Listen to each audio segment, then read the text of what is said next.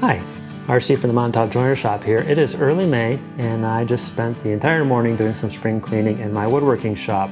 Turns out there's a lot of things in here that probably didn't belong, so I moved them out of here. I threw some stuff in the trash. I got nice and organized, put some things away. Then I got out the brush attachment for my vacuum hose and I went around and started vacuuming dust off of things. It turns out there's a lot of dust in the woodworking shop that hasn't been cleaned in 2 years, so I just kept seeing dust everywhere and vacuuming and vacuuming and vacuuming. And now the shop is as clean as it's probably been in about 2 years. And it probably won't be as clean again for a couple of years. So I think this is an opportune time to do a shop tour. I love me a good shop tour. I've watched quite a few myself, and it's because you can always pick up something from seeing the way that other people arrange and work in their shops. You can learn things about shop setup, about workflow, about tooling, things like that. So all that said, I feel I should warn you that there will be quite a bit of shaky cam footage in this video. This is a decidedly low budget affair, so I don't have a gimbal. So if you're inclined to motion sickness or vertigo, I apologize in advance. I'll do my best to hold steady. All that said, let's take a look around. So I'm standing right now in front of the door to our kitchen. This is where I enter my shop from, and I'll kind of show you around just a quick overview. This is a 500 square foot 2-car garage that I did some things to make it more comfortable to work in, and I'll go over some of those things in a moment. But you basically get the idea here. Over here on the far right, in that back corner there, I have my sharpening setup, and my lumber rack there is there along the wall on the right. I have some storage in that kind of pine cabinet with the red doors on it. And in the foreground here with this towel over it is a desk that I'm working on. That big black thing back there is actually a grow tent because I do some gardening as well. I have a filing cabinet with tools in it. In the middle I have what I call the power tool island. So I have all of my things like my dust collector, drill press, bandsaw, and thickness planer there. Behind all that along the wall I have a Festool MFT, and I got the vacuum for that there. I got my clamps along the wall. And then I have my workbench underneath a window, which is, let's see, west facing. And in the corner I have a bunch of tools. Above that, where you can't see, I have some music there. And then steps away from my bench, I have my hand tool cabinet and saw bench. And I will show you what I did to this space to make it a better place to work. So this isn't the most exciting part of this tour, but this is my shop floor. Like most garages, it has a cement floor. And in a previous life, I spent a lot of time working on my feet on a cement floor and didn't want to have to do that anymore. I also wanted a space that's a little bit easier to climate control. So what I ended up doing is putting in a floating subfloor. So that bottom layer there is 1 inch of rigid foam board insulation. Above that is a 1/2 inch of asphalt impregnated board, which has some insulative properties, but also helps dampen sound a little bit. And it gives the screws something to grab onto. On top of that, I have 1/2 inch plywood, just cheap plywood. I didn't really have a huge budget for replacing the floor in here, but this ended up working pretty well for me. And so I tried to stagger the seams as best I could, and I covered the entire floor except for this area right here, which is where the steps up into the kitchen are. So the whole rest of the garage is a floating subfloor just like this. And it's a lot easier on the feet, and being a wood floor, if I drop a hand tool, it's not going to wreck it, as opposed to dropping it on a cement floor like this. So there's a lot to be said for it. I definitely think it was worth the effort to do that. So that's my floor. In my most highly trafficked areas of my wood floating subfloor, I have horse stall mats. These mats, if I recall correctly, were pretty inexpensive. I think they were like about 40 bucks a piece, and they're about 4 foot by 5 or 6 foot, I believe, maybe 6 foot. I got 3 of them over here. They weigh an absolute ton. To carry these in here by myself was brutal. I basically had to drape the whole thing over my back and then walk bent over like an old man whose spine was about to snap until I got these into place. And I just kind of muscled them into place here in front of my bench. So one thing about working with a wooden floor is when you get sawdust and wood shavings on it, it can get pretty slippery. And of course, being more of a hand tool guy, I wanted the area in front of my workbench to not be slippery. So I put down these horse stall mats, and over to the right side over there, I'll show you, I have some trim just screwed to the floor to keep the mats from sliding around underneath me. And then this area that I walk a lot, kind of between the workbench and my hand tool cabinet and my thickness planer, also has a horse stall mat. So if you're looking for a really durable surface that's a little bit easier on the feet and gives you some gription, I could easily recommend those. So down here in the foreground, you can see I have some trim that's kind of like a transition strip to ramp up to the thickness of the horse stall mat. And because I'm usually pushing in that direction when I'm planing, it doesn't push the mat back. So that kind of keeps everything in place for me. Because I have a wooden subfloor, I can just screw that trim right into it, and that can kind of hold these mats in place. So the floor was the first thing I did, but the next thing I did was paint the walls. They were just unpainted, taped drywall. It was punched full of holes, so I had to repair a bunch of drywall and paint over it. And then I had some electricians come, and they did a couple of things. So you can see there's some conduit along the wall here. I had them add a quad over here, 110 volt on the right end of my bench, kind of between my hand tool bench and the MFT over here. And there's some French cleats on the wall there that I hang a bunch of clamps from. And then at the other end of that conduit is a switch. So I have a double 110 outlet there, and I have a switch which turns on this outlet that came with the house that was in the ceiling over here, which I presume was for some kind of lighting. But that's where I keep my stereo receiver up high there. And I run some speaker wire along the kind of gap. You can see the tape's kind of coming loose to some speakers. So I have a speaker way over there in that corner. And then back here, I have a speaker way over there about halfway along the wall. And that's actually mounted to the back end of the garage door rail there. And so that's where I have my music.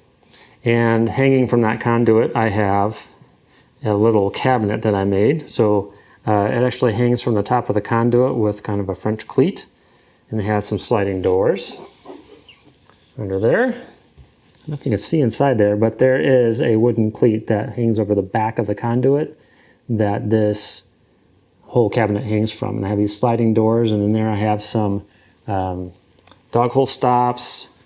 I have things like extra mechanical pencils. I have my empty center gauge for woodpecker's tools, which comes in handy. I have a tape measure. I have a saddle square.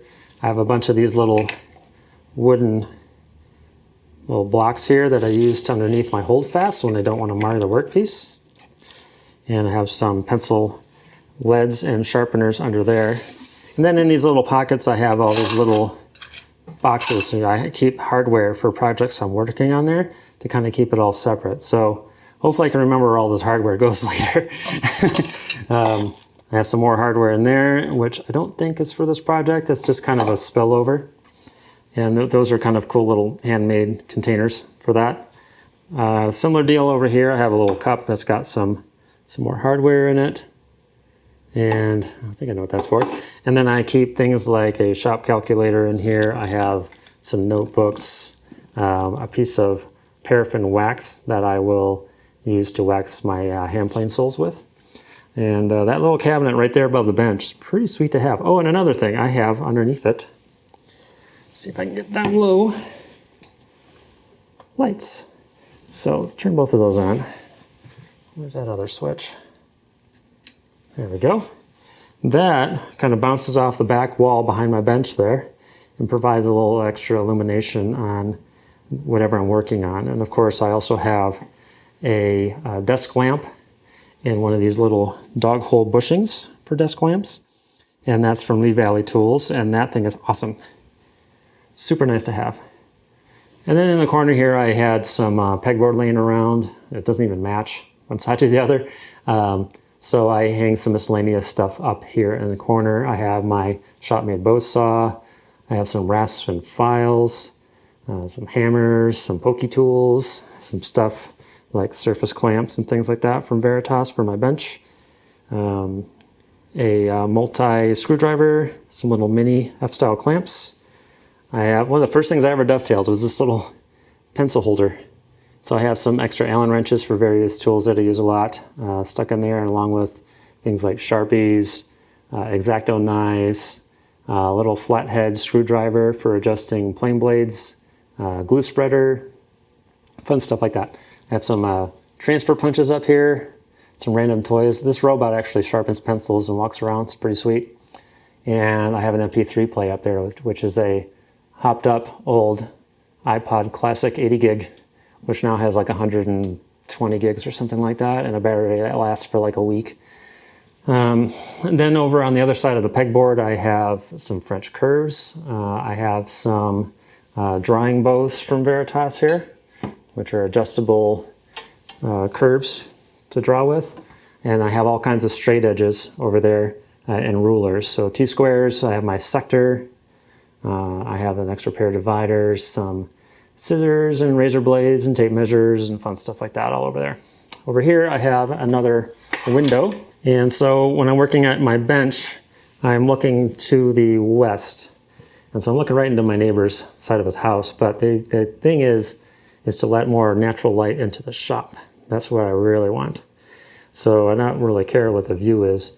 That said, sometimes the sun will get low in the sky and just beam me right in the face. It's brutal. So I put up some curtain rods, and those are some, what do they call those? Those curtains that don't let any light in at all. Blackout curtains, that's what it is. And I got some decorative stuff up there. I got my logo up there in a big vinyl, and I have a 2-man crosscut saw hanging there. Over through the other window, I'm basically looking into my backyard. So I got the shed back there, and I can kind of keep an eye on my garden because I am way into gardening. That whole back terraced area is all perennials, and I have a lot of good fun with that. I love gardening, so helps me keep an eye on things. You know, I can go out and check things regularly and see how things are doing. If there's a bunny rabbit, I can go out there and chase it away. It's a pretty awesome spot. So next to the bench, I have, of course, my hand tool cabinet, which if you've been watching my my channel very much at all, you've seen quite a bit of this. And it's just a few steps away from the bench. By the way, if you're curious about the bench or curious about the hand tool cabinet, I have many videos about these subjects on my channel already. So just have a look in there, and I'll put some links in the description for a lot of these videos so you can kind of get the lowdown on those two items. Same goes for this funny L-shaped saw bench that I keep right here between the workbench and the hand tool cabinet. Over there is my old saw bench, which has been a workhorse for years and years, and I still keep it around. It's the exact same height as the new one. So if I want, I can pair them up and kind of bridge something across it. Over there is a sub panel on the wall for all the electrical I had done, which I haven't finished talking about yet. I should probably do that. We ended up getting a chest freezer last year, so I've lost some space to that, but it was necessary because I grew so many vegetables last year. We needed a place to store some for winter. So we've got frozen tomatoes and green beans and hot peppers and bell peppers and probably stuff I'm not even remembering right now in that chest freezer. And those buckets are for a type of bokashi composting that I do. I've always thought, maybe I would do a YouTube channel about gardening too. So if you're curious about gardening stuff and would like to see me do some videos about gardening, maybe I'll do that sometime. Maybe leave a thing in the comments about that. An old poster from Handworks 2015. I attended that and it was awesome.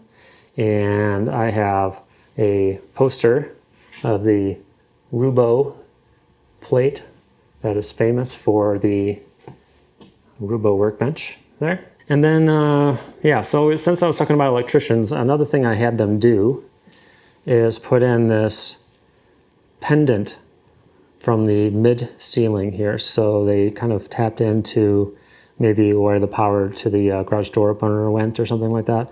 And they dropped some lines from there. So hanging right down, smack dab in the middle of my shop down here. Let's see if I can get to where you can see it.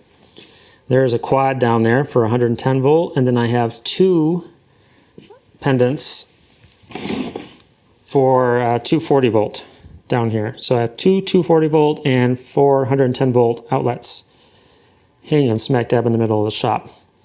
And so that makes it so I can run all of my machines off the middle of the shop. So That jet dust collector, the Cyclone one, I believe runs off 240. I'm trying to remember now when I run off 240. Yeah, that runs off 240. And I have an extra 240 in case I get another machine that's going to require that in the future, which would, in my planning, be a thickness planer and jointer combo. Everything else over here runs off 110. The drill press over there is a jet drill press floor standing model that I have a cabinet underneath.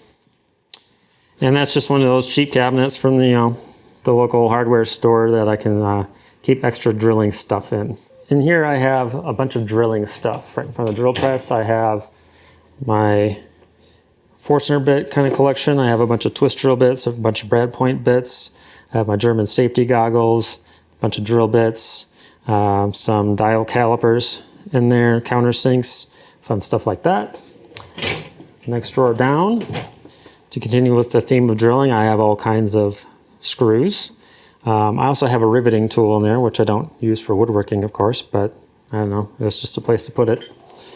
And then below that, I have a doweling kit. So I have the Dowel Master and have all kinds of extra dowels for that. I have a doweling plate, and of course a bunch of extra dowels in there as well. And below that, I have some cordless drills. So I have the Milwaukee 18-volt cordless drill and driver, and a right angle drill down there as well. I have some letter stamps, the steel ones down there. So you'll see some of this stuff is kind of random, but I know where it all is in my head, so so it makes sense to me.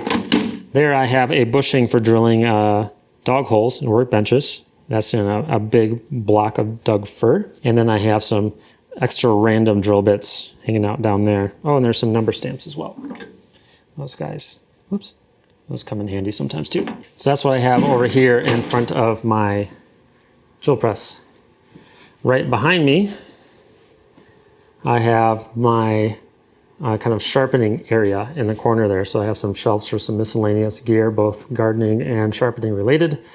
And if you're curious about my sharpening setup here, which is a mobile setup, I sharpen with lapping plates, steel lapping plates. I did a whole video about that. So if you're like, what the heck are those? I explain that in that video, and I'll try to leave a link in the description for that one. And this bench was originally a treadle powered bench grinder.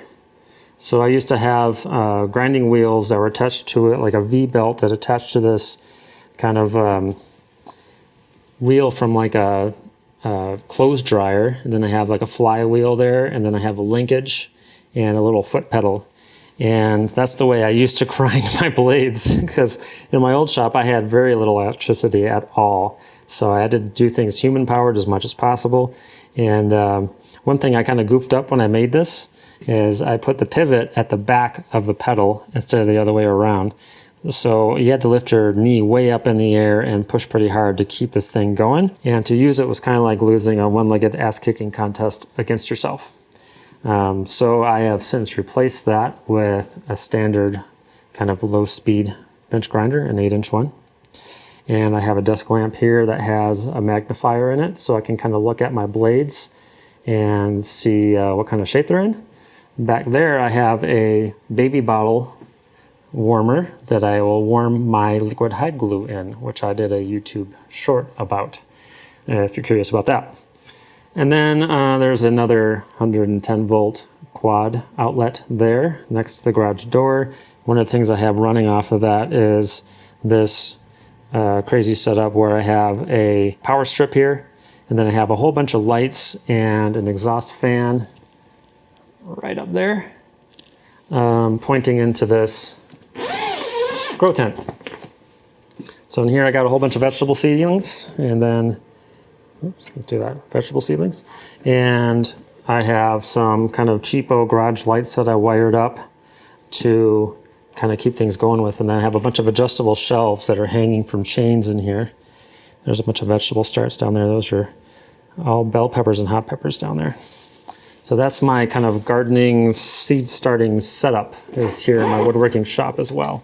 Over here, I have another thing I did a YouTube short about. It's an old file cabinet that I bought for like, I don't know, like 20 bucks or 30 bucks or something.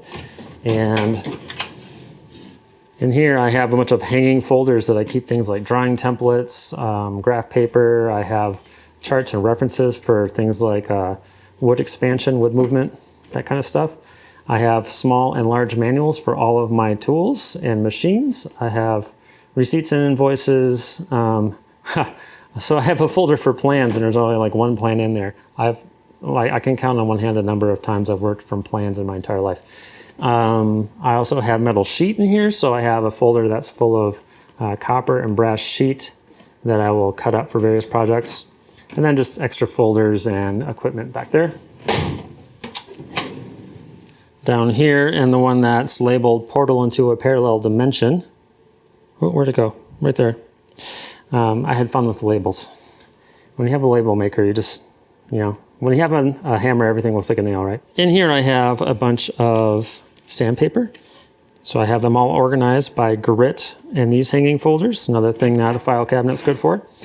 And behind there, I have all kinds of sanding blocks and extra sandpaper. I have extra bags for vacuums, the various vacuums that I own, steel wool, that kind of stuff was all in there. Next one down, the one that's labeled hidden agendas, ulterior motives, etc. I have a bunch of handheld power tools. So, these are all metal file cabinets that can handle a lot. So I have things like a cordless angle grinder in there, an old biscuit joiner. I have a heat gun, jigsaw, electric stapler, all kinds of fun stuff. A little Dremel tool there. The bottom one that is labeled the severed heads of my enemies has finishing supplies in it. So down here I have things like Danish oil, shellac retarder, I have dyes, I have the supplies for ebonizing in here, waxes, fun stuff like that. So that's where I keep a lot of my go-to finishes, is in that bottom cabinet of the filing cabinet. So I have a couple of collapsible portable sawhorses and work tables. I have a cardboard and paper shredder. I shred cardboard during the summer to kind of keep the carbon up in my compost pile. So that's what that's doing there. And I've started hoarding cardboard actually because I'm going to be mulching my front yard with cardboard, getting rid of the grass and putting in low water perennials, and I'm in the process of doing that now. Over there is an old drafting table, which was meant to be temporary in here, but I've used it to start holding parts of projects I'm working on. So I have the bench seat for my desk in there, and the fall front is hiding under there as well. So I just kind of have it over here under a table to keep it safe. Over here in the very corner behind the garage door. By the way, this garage door came with the house insulated. That's pretty important. If you want to keep your garage space at all climate controllable without using a ton of energy, it's good that you have an insulated garage door and, of course, insulated walls before you drywall them. So I have a bunch of trim, strips of plywood, thin strips of offcuts of various hardwoods over here. I have some parallel clamps over here. I have a bunch of offcuts of plywood, because these 1/4 inch plywood offcuts can come in handy for the bottoms of things like small drawers and stuff like that. Larger offcuts of plywood I usually just stash behind that shelving there. Up there I have the periodic table of wood poster that I just hung actually. My wife's a chemist, so this kind of is kind of a cool thing to have. And I think I got this from wooddatabase.com. If you're curious about that poster, they might still sell it at that website. This is one of the few cabinets that came with the house that I actually kept. And in there I have additional finishing supplies. So I have things like nitrile gloves, extra paint brushes, some accessories for my spray gun. I have aprons. I have things for my respirator. So when I'm spraying nasty finishes, I can use a respirator. I have things like glue rollers and nylon rollers for various veneering projects. Below that, under here, I have an Apollo spray gun, HVLP. This is the Eco 4, I believe, is the model I'm using here. And I got my spray gun in there. I have some strainers for straining finish. And I have some extra drop cloths and some cloth that I haven't cut up yet to use for making things like shellac rubbers and stuff like that. That little Tupperware there usually has pieces of cheesecloth and cut up t-shirts and stuff like that for applying finish. Oh, and behind the spray gun there is where I keep my vacuum press for my veneering setup, which I don't do a ton of veneering. I mostly veneer with actually handmade paper instead of wood. But yeah, that all goes in that cabinet right there. Next to that cabinet, or actually above the cabinet, I have my oscillating spindle sander, which I've also done a video about. And it's light enough that I just kind of throw it over here. It hasn't yet gotten in the way for when I'm doing big crosscuts on the MFT. But I have the Festool MFT right next to that. Underneath it, I have a whole bunch of Festool sustainers. Among the tools I have from them are the OF1010 router. I have the 5-inch random orbit sander. I have a TS75 truck saw down there. I have a bunch of sandpaper. And that blue sustainer down there, I have a Makita belt sander, the 4-inch wide one. Over there, I have the domino joiner with 2 sustainers full of extra dominoes. And then that top sustainer is extra attachments for the vacuum, which I have the CT26, I believe. Yeah, CT26 with a cyclone attached to it. And, I kind of have a love-hate relationship with Festool. I love the dust collection, the way it integrates into all of their tools. There's certainly great tools, but every once in a while there will be things about them, like the MFT, for instance, that just drive me nuts. So I end up getting a lot of accessories for the MFT that help it work a little bit better for me. But you can see I have some plywood tacked to the wall there with some extra tracks, some clamps, some parallel guides from TSO. I have a little plywood box that's kind of nailed to it, and in that box I have a bunch of clamping elements, dog stop, stuff like that. There's another lamp bushing with a desk lamp above the MFT. And I do a lot of finishing over here too. I'll put a drop cloth over the MFT and do ebonizing or finishing of small parts there if I'm finishing by hand. There's a bunch of TSO dog hole dog stops, right? I'm forgetting the names of things. I have an old Moxon vise that I can pull off the hook here and clamp to my bench. I haven't really used it in a long time, so I don't know why I still have it. Various universal clamps for things that are way too long. I can clamp on with this, although they do tend to mar the surface. I think these are from Dubuque. I think that's the brand name. I got those from Tools for Working Wood. Some more kind of wall art there. There's an old train for back in the day up in the mountains. Lots of S-style clamps. These ones are German ones that are they have aluminum bodies. And I got those from Lee Valley, and they've been freaking awesome. I absolutely love those. Some Father's Day stuff. And a saw that I made a new tote for. And it's an old Diston D8 saw plate. I don't know if you can see the etch on that or not, but that plate's so old that it wasn't really worth the effort to put a tote on it. So this thing is more decorative than anything right now. And then I'm back to my workbench. And I have my shooting board there, which is all fancy pants. And I've done a video about that as well, talking about the most important plane in my shop, which to me is the Lee Nielsen number 51 shooting board plane hanging out there in the corner. Underneath my bench, I have a bunch of bench accessories, things like extra shooting boards, bench hooks, doe's feet, bird's mouths for doing like a scroll sawing with my jeweler's saw or coping saw. I have a couple of Milwaukee organizers under there that I keep fasteners in one of them, and the other one is full of leatherworking accoutrement.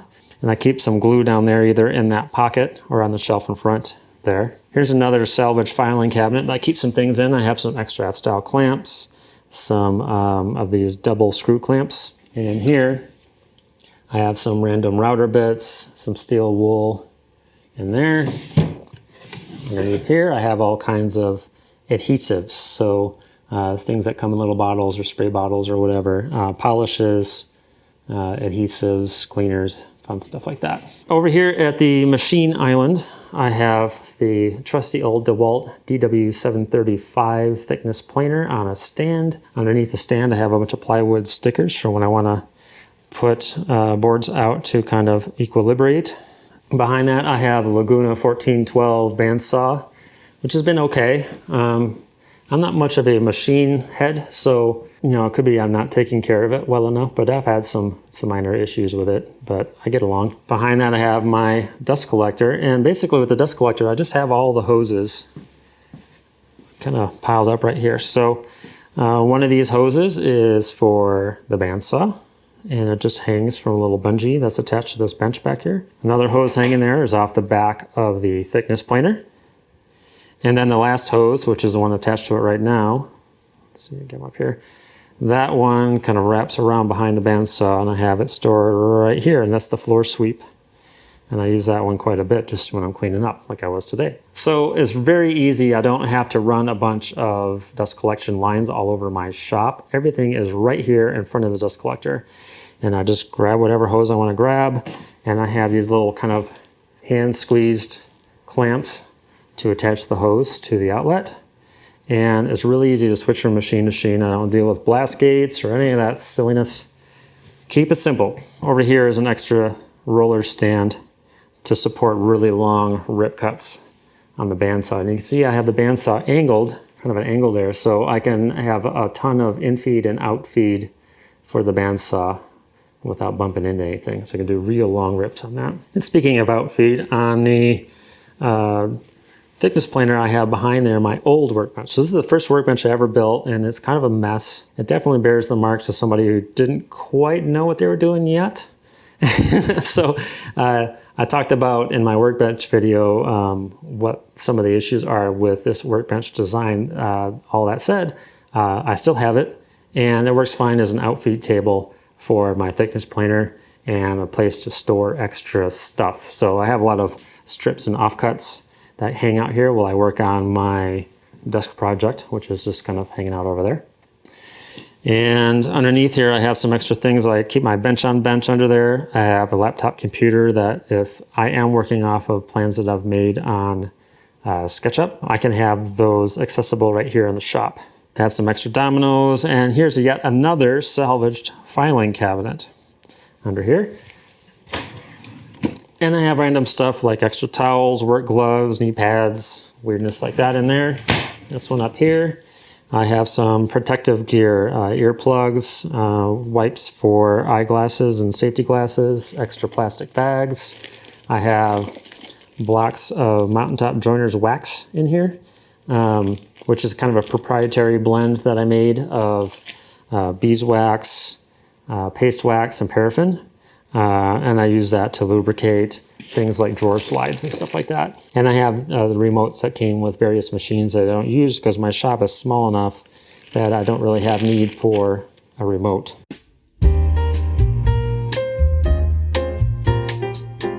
Speaking of salvaged items, this item right here in the corner, this little kind of set of drawers, was a cabinet from the original kitchen that came with the house that we remodeled pretty early on.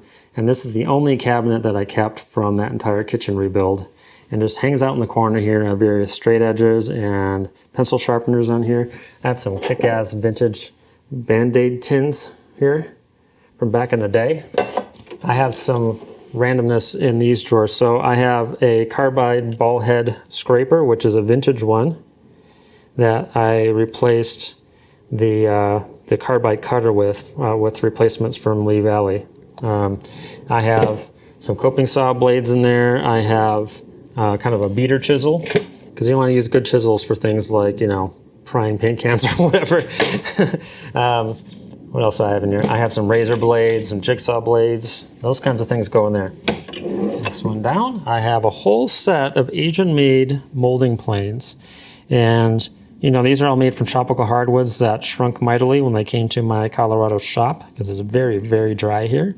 So they are quite wonky, but I have been able to finagle them to the point where they work okay. And so these are all hollows and rounds of the Asian construction. Underneath there, I have things like extra cord, various cutters for things like copper veneer, and I also keep things like pliers, side cutters, needle nose, stuff like that in there.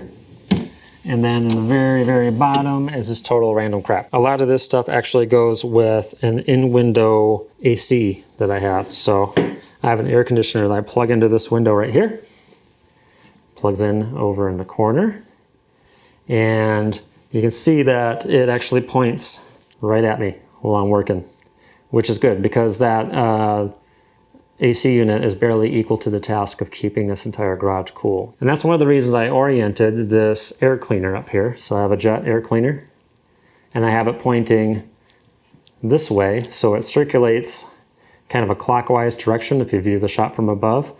And so the AC, when I put it in the window, kind of reinforces that circulation and helps push the air further around the shop until it gets back up to the air cleaner there. And while I'm pointing this at the ceiling, I'm going to show you the lighting. So I have a shop light that's just plugged into the same outlet that the air cleaner is back there by the garage door. I wish I had a little more light back there, but I don't really do any critical work in that area of the shop. And if I do, I can use things like a desk lamp, like where I'm sharpening. So that light is adequate. It would be cool to have like a solar tube in the ceiling here. I'd love to do that someday. Another thing we had the electricians do when we moved in is have them put in these lights. So I have 3 lights running down this side of the shop, 2 lights running down the center of the shop right above the kind of main work area here. And then above the workbench I have 3 more. And each of those holds 2 4-foot tubes. I used to use CFLs. The fluorescent lights have since been replaced with LEDs, which have way more output.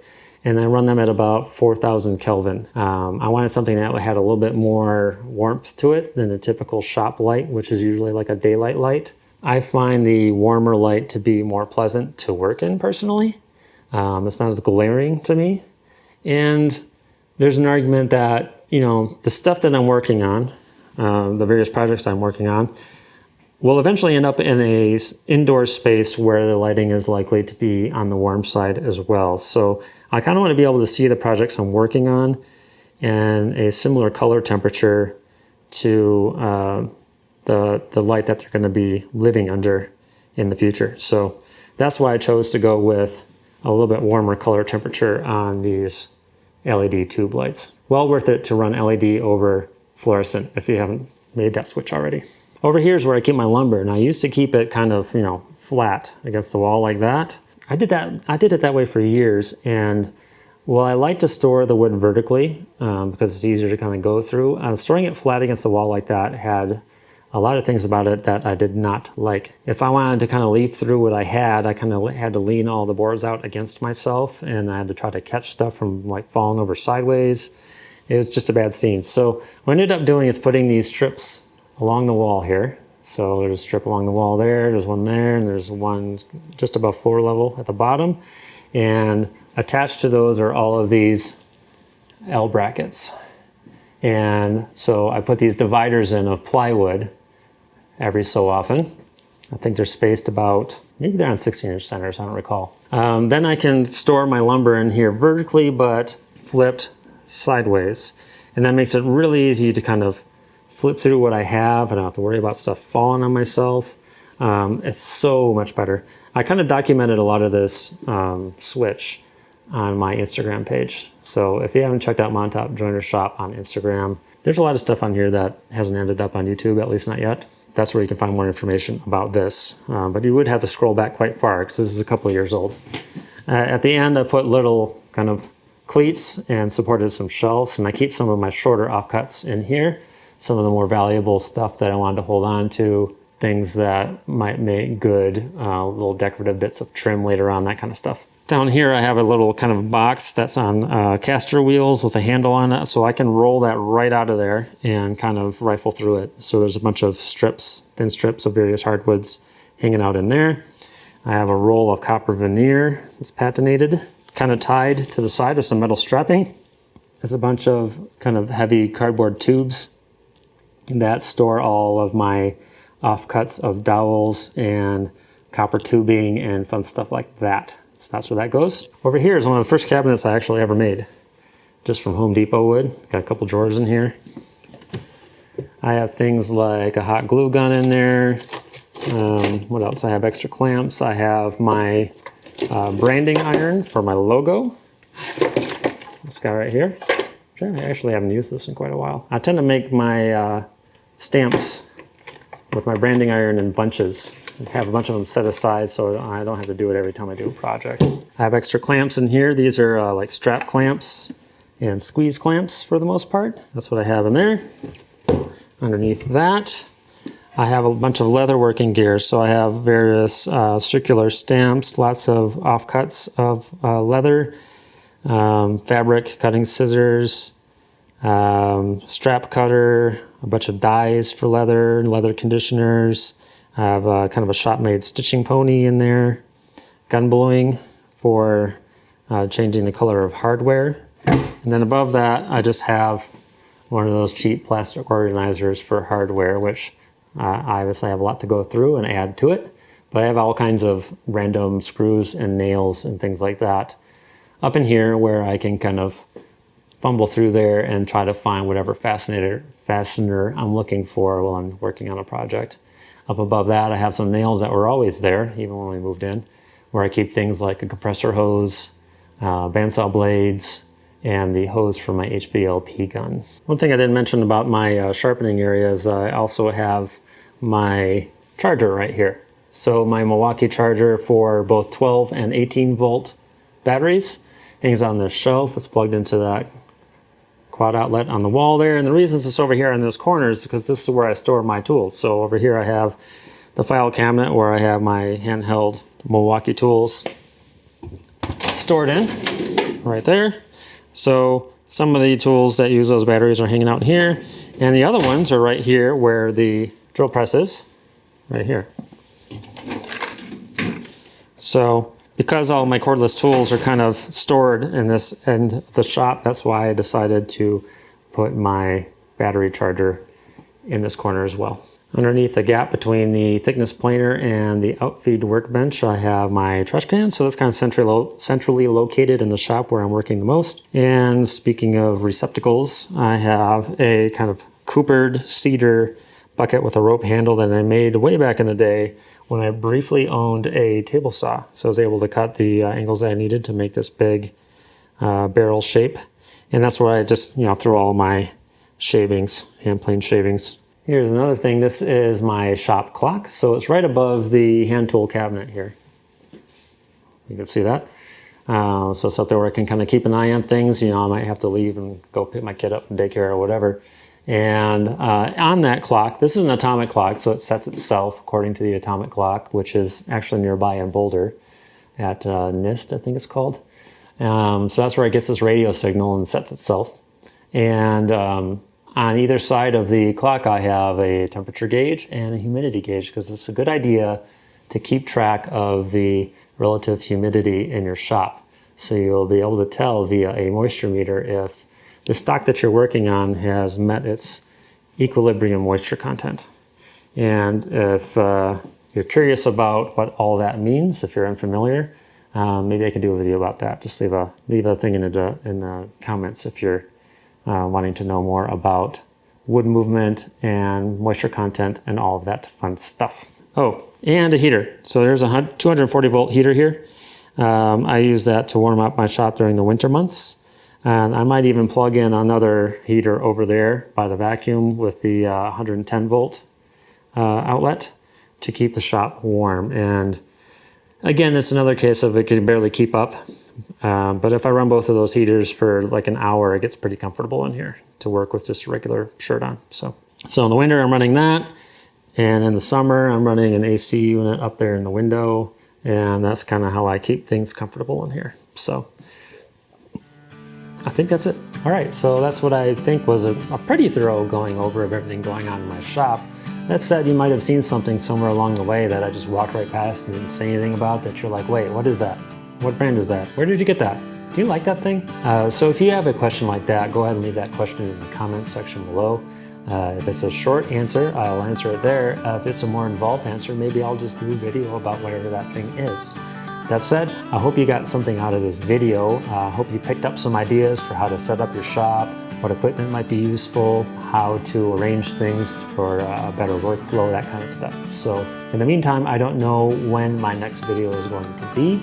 Got a lot going on right now. I'm setting up a summer garden I am redoing the landscaping of my entire front yard by myself. I'm also working on a bargueno desk that I started well over a year ago. So it may be that my next video is actually going to be about that bargueno desk and the features that it has, of which there are many. Maybe watch for that. And in the meantime, thank you for watching. We'll see you next time. Now, if you like what you saw here, please hit like and subscribe. It would help me out a lot. Also hit the little bell icon if you want to be notified anytime I release a new video. And if you didn't like what you saw here, keep it to yourself, pal. Or watch one of my other videos. You might like one of those. Thank you for watching.